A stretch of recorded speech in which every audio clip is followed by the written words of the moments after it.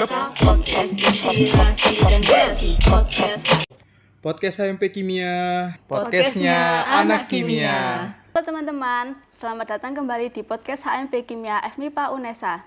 Perkenalkan, nama saya Rahma Aulia sebagai perwakilan dari Departemen Kominfo HMP Kimia FMIPA Unesa. Di sini saya sudah bersama Kak Adit. Halo Kak Adit, bisa perkenalan? Halo Kak, Assalamualaikum warahmatullahi wabarakatuh. Perkenalkan, saya Ahmad Bima Aditya, mahasiswa S1 Kimia Angkatan 2024. Halo Kak Adit, bisa diceritakan sedikit tentang diri Kakak dan bagaimana perjalanan awal Kak Adit mengenal MTQ dan MTRQ? Baik, jadi dulu MTQ dan MTRQ itu sebenarnya dua jenis cabang lomba yang berbeda. Ketika saya SD, itu ada kegiatan ekstrakurikuler wajib selain pramuka, yaitu MTQ. Nah, pada saat itu latihannya itu rutin 2 minggu sekali, Kak. Jadi saya itu konsisten datang bukan karena saya suka atau cinta terhadap MTQ, tapi karena kegiatan tersebut diwajibkan. Dan kalau saya nggak datang, pasti saya dihukum. Nah, lama-kelamaan setelah saya ngikuti terus kegiatannya, latihannya, meskipun saya nggak tahu lagu-lagu yang dibawakan oleh guru saya itu lagu apa, tapi saya terus mengikuti. Lama-kelamaan saya disuruh mencoba. Nah, pada saat itu saya malu, kayak kurang percaya diri gitu ngikutin lagu-lagunya, cara bacanya gitu. Sampai teman saya itu sempat menghina, "Ih, kok kayak suara bebek kejepit sih?" gitu.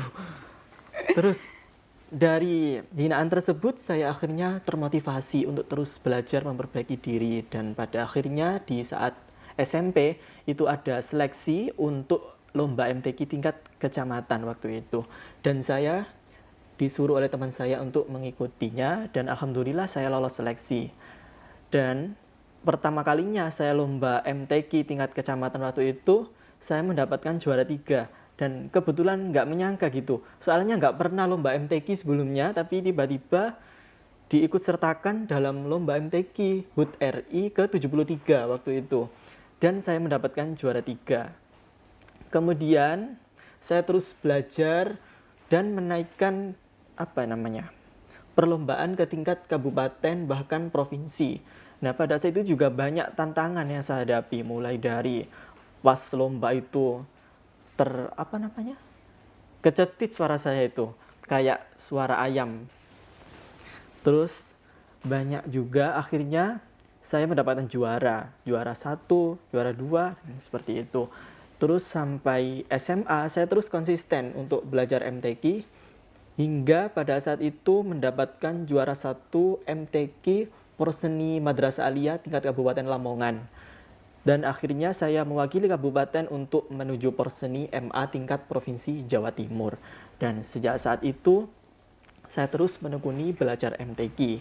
Kemudian untuk MTRQ itu saya sejak kelas 4 MI ya kalau nggak salah, itu sudah ditunjuk untuk mengikuti lomba.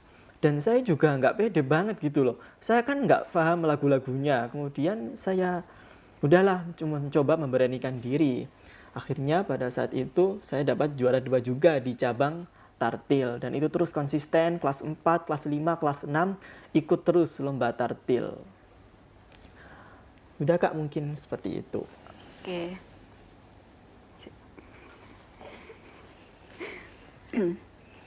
Oke, di sini kan Kak Adit sudah tercatat beberapa kali meraih juara di MTQ tingkat fakultas, universitas, hingga nasional.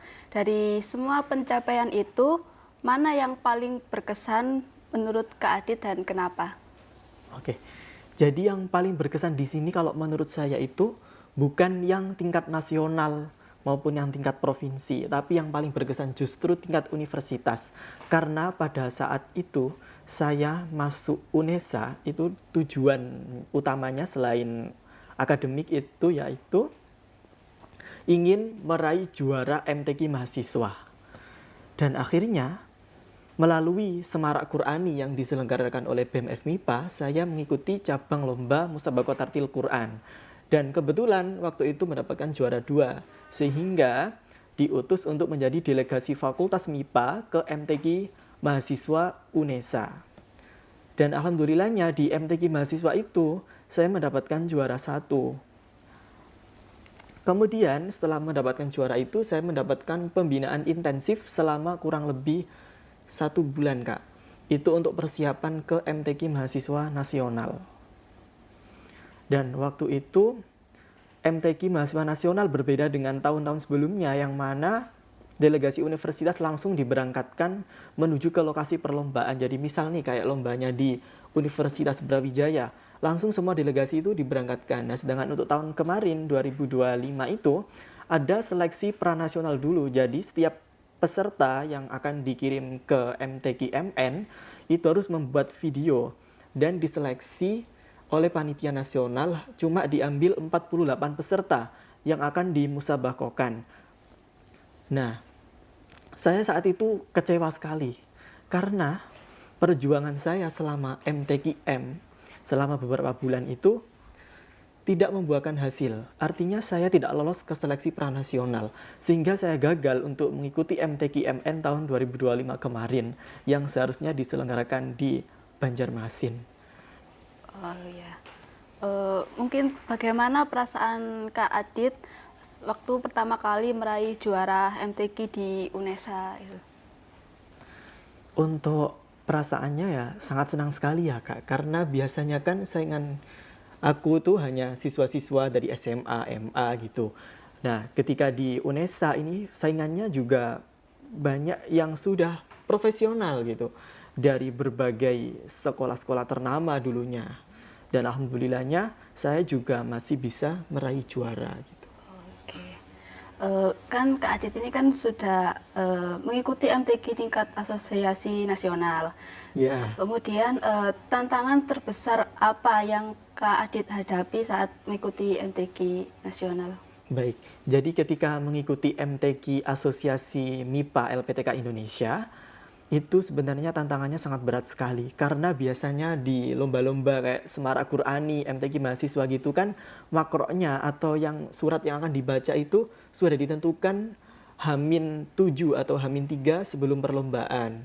Nah, kalau di MTQ Asosiasi Nasional, itu makroknya ditentukan sebelum kita tampil. Jadi misal aku nomor urut 3, langsung ditentukan sebelum itu makroknya. Jadi ya agak gimana ya?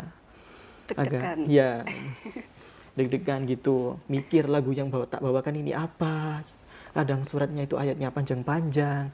Nah, itu jadi tantangan tersendiri. Kemudian yang pasti adalah saingannya. Itu sudah ada yang pernah ikut MTQ Mahasiswa Nasional, ada yang MTQ Nasional. Sedangkan saya sendiri, MTQ Nasional itu pun belum pernah kalau yang diadakan oleh LPTQ atau Lembaga Pengembangan Tilawatil Quran.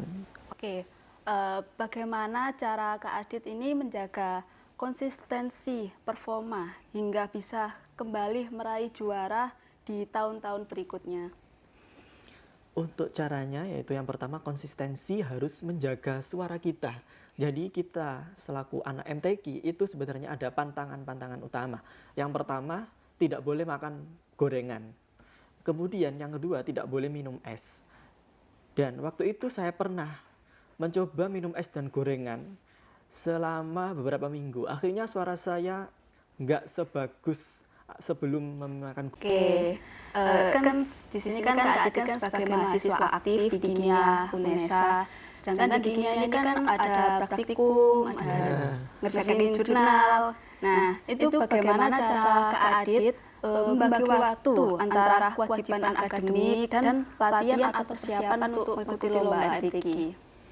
Sebenarnya saya itu orangnya realistis saja sih Kak. Enggak terlalu fokus ke MTQ, enggak maksudnya itu enggak setiap hari latihan gitu. Kalau misal ada tagihan nih kayak misal lapres, kemudian jurnal. Nah, itu saya fokus ke situ dulu, fokus akademik dulu yang utama. Baru kemudian kalau ada waktu luang, saya baru latihan MTQ. Entah itu habis maghrib, habis subuh gitu kalau ada waktu. Kemudian selain akademik kan saya juga di asrama.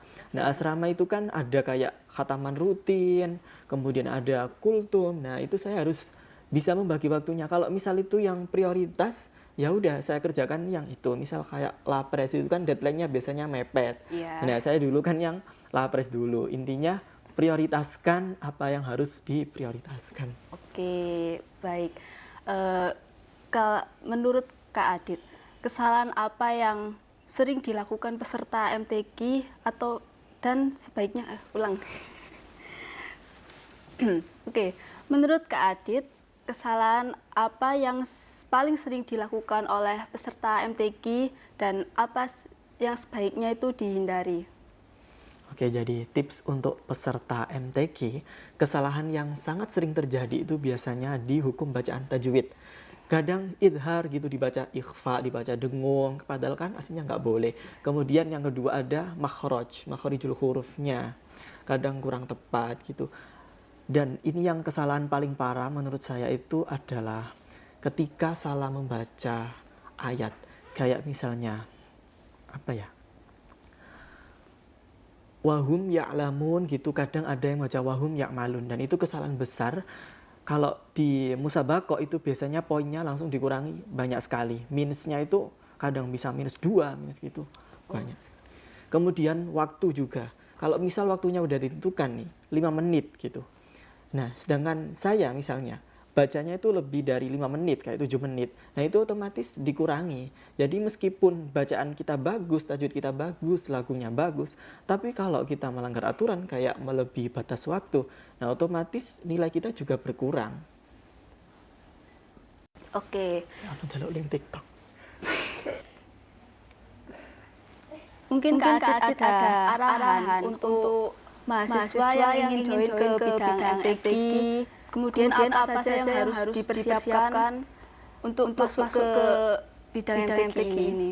Baik, untuk adik-adik mahasiswa, kalau kalian ingin ikut MTQ atau mengembangkan ilmu di bidang MTQ, kalian harus memperbanyak untuk mengikuti lomba. Karena apa? Jam terbang kalian itu juga pengaruh. Misalnya kayak yang baru pemula mengikuti lomba, pasti ya kesempatan untuk mendapatkan juaranya itu masih kurang baik.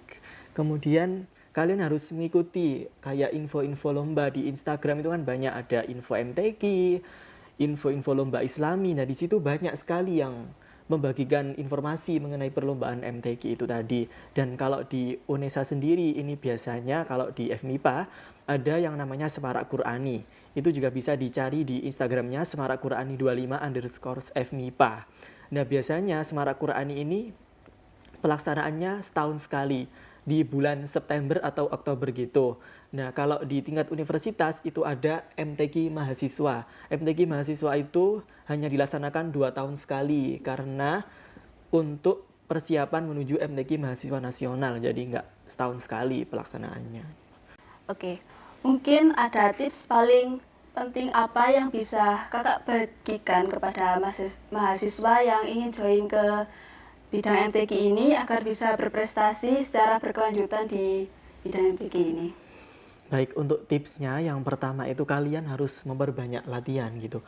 Kalau misalnya di MTQ atau MTRQ itu kan ada suatu saat itu ada nada tinggi.